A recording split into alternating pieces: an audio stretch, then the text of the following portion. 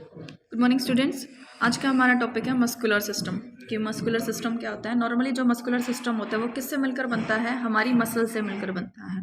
और हमारी बॉडी के अंदर अबाउट 600 टाइप की मसल्स होती है, लेकिन अगर एवरेज देखें तो 639 टाइप्स की हमारी बॉडी के अंदर मसल्स मिलते हैं। और ये मसल्स ये जो हमारी बॉडी की मसल्स होती हैं वो कुछ टिश्यू से मिलकर बनती है। और कितने टाइप के टिश्यू से मिलकर बनती है, जैसे कि फाइबर टिश्यू है, cardiac tissue, elastic, epithelia, connective या फिर कार्टिलेज टिश्यू से ये मिलकर बनती हैं। और ये मसल्स क्या होती है, हमारी बोन के साथ अटैच होती है। और बोन के साथ अटैच होने की वजह से ये क्या करती है, हमारी बॉडी को स्ट्रेंथ, मूवमेंट, एक्सटेंशन, कॉन्ट्रैक्शन या फिर वेट लिफ्टिंग, इन सारे जो काम हैं उनमें हेल्प करने का काम करती हैं। The muscles are also help in storage of fat. जो हमारी मसल्स होती है वो क्या करती हैं, फैट को भी स्टोर करने का काम करती हैं। फिर बॉडी के लिए जितने भी रिक्वायरमेंटेबल मिनरल्स या फिर विटामिन हैं उन सबको भी स्टोर करने का काम करती है। एक तरीके से मसल्स क्या करती हैं, हमारी बॉडी को साइट प्रोवाइड करने का काम करती है फॉर द इंजेक्शन के लिए। The muscles also provide structure. ये क्या करती है, हमारी बॉडी को स्ट्रक्चर प्रोवाइड करती है, पोस्चर प्रोवाइड करने का काम करती है। और साथ के साथ क्या करती है, हमारी बॉडी का जो टेम्परेचर है उसको भी मेंटेन करने का काम करती हैं। मस्कुलर सिस्टम ये डिस्क्राइब किया है हमने, ये कुछ ऐसे। और ये जो नॉर्मली हमने पढ़े हैं वो सारे के सारे किसके अंदर आते हैं, हमारे फंक्शंस के अंदर आते हैं, हमारे मसल्स के फंक्शन के अंदर। अब नेक्स्ट क्वेश्चन ही है हमारा कि मसल्स के फंक्शन क्या होते हैं। फर्स्ट ये क्या करती हैं, बॉडी को मूवमेंट प्रोवाइड करती हैं, जैसे कि वॉकिंग हो गया, वेट लिफ्टिंग हो गया। नेक्स्ट, वेट कैरी करने में हेल्प करती हैं, हमारी बॉडी को शेप और साइज प्रोवाइड करने का काम करती हैं, पोस्चर प्रोवाइड करने का काम करती हैं, फैट की स्टोरेज में हेल्प करती हैं, रेस्पिरेशन में हेल्प करती हैं।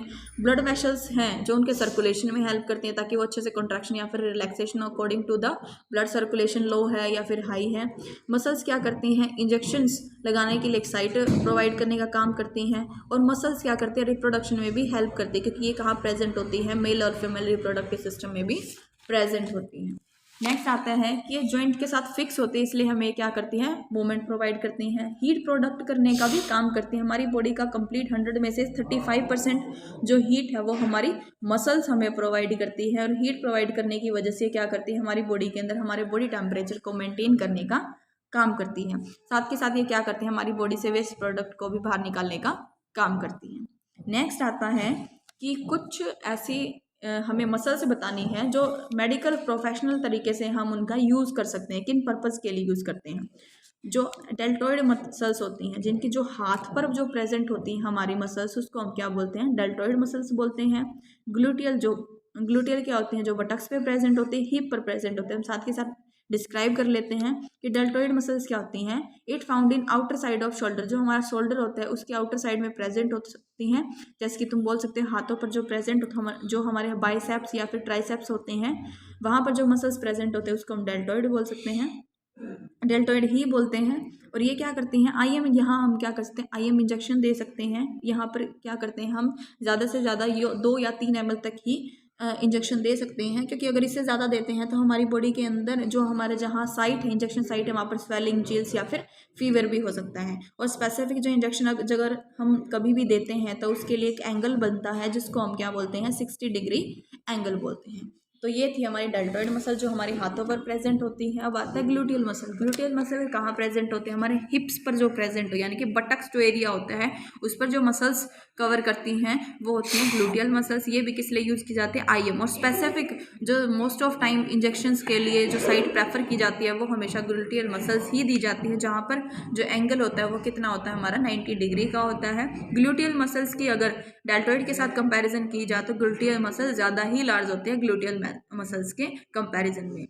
बहुत यहाँ पर क्या होते हैं, जैसे कि आयरन का इंजेक्शन हो गया या फिर विटामिन बी के कॉम्प्लेक्स के जो इंजेक्शन हो गए, न्यूरोबिन फोर्ट है, वो इंजेक्शन हम कहाँ देते हैं, ग्लूटियल मसल्स के अंदर ही देते हैं, क्योंकि वो क्या होते हैं, बहुत ही ज़्यादा थिक होती हैं और डीप होती हैं। नेक्स्ट आता है स्पिंचर। स्पिंचर मसल्स वो मसल्स होती हैं जो हमारी बॉडी को सब्सटेंस को पास आउट होने के लिए परमिशन प्रोवाइड करती हैं।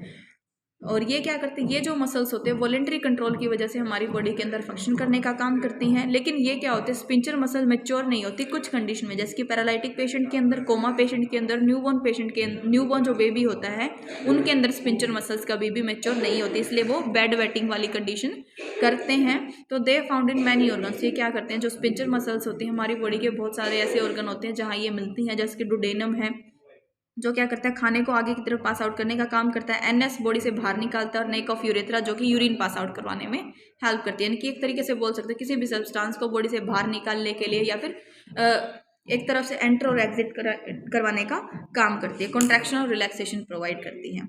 नेक्स्ट आता है स्केलेटल मसल।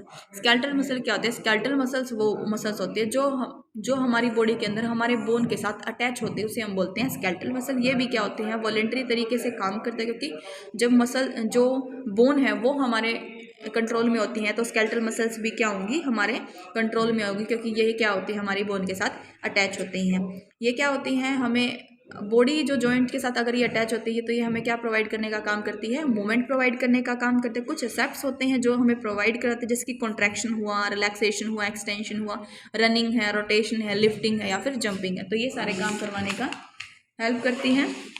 नेक्स्ट आता है कि स्मूथ मसल्स क्या होती हैं। नेक्स्ट आता है स्मूथ मसल्स और कार्डियक मसल। दो ऐसी मसल्स होती हैं जो हमारी बॉडी कंट्रोल से बाहर होती है, जो हमारे कंट्रोल के ऊपर डिपेंड नहीं करती, बस ये अपनी मर्जी से ही काम करती हैं। और ये कहाँ मिलती हैं? स्टमक, यूट्रस, यूरिनरी ब्लैडर में ये मिलती हैं। इनवॉलंटरी तरीके से काम करती हैं। 2400 घंटे 7 दिन ये क्या करती हैं? अपना कंटिन्यू वर्क करती रहती हैं। तो ये थी हमारी 5 टाइप की मसल्स। नेक्स्ट जो एक डायग्राम दिखा रखा है वो हमारा होता है डायफ्राम। क्या होता है? डायफ्राम एक होलो कैविटी होती है, खाली स्पेस होता है, जो क्या करता है? हमारे जो डाइजेस्टिव सिस्टम है और थोरैक्स कैविटी है उसको अलग करने का काम करता है। ये एक आर्क या फिर डोम इस तरीके से होता है। भाई डोम क्या होता है? डायफ्राम, जैसे कि ये दिखा रखा है कि ये क्या होता है? डोम शेप का एक ऐसी कैविटी होती है जो क्या करती है? थोरैक्स कैविटी और एब्डोमेन कैविटी अलग करने का काम करती है।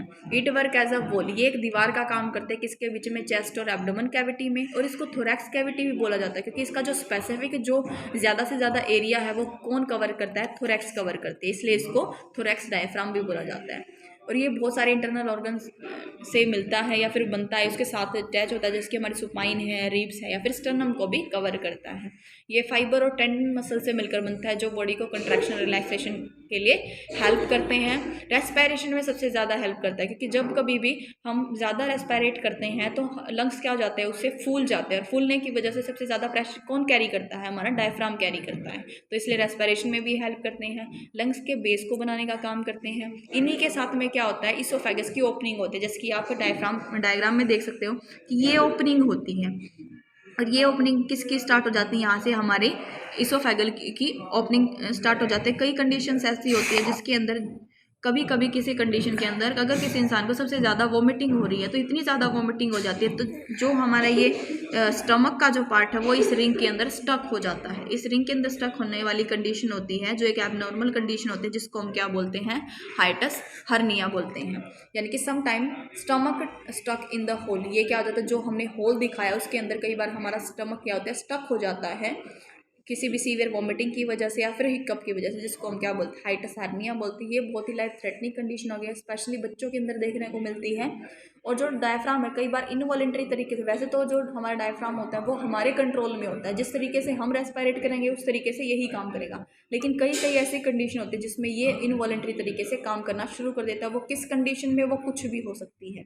It occur when we eat too quickly, soda, drink any stressful condition, then you and start a sound called hiccup। कई बार क्या होता है? जब हम खाना खाते हैं या फिर कुछ पीते हैं तो एक स्ट्रेसफुल कंडीशन होती है या फिर एयर भर जाती है हमारे स्टमक एरिया के अंदर, वो जो बाहर निकलती है तो एक साउंड प्रेजेंट होती है जिसको हम क्या बोलते हैं? हिकअप बोलते हैं या फिर बर्पिंग भी बोल सकते हैं। तो इस कंडीशन से ये कंप्लीट टॉपिक हुआ आपका मसल्स का और डायफ्राम का।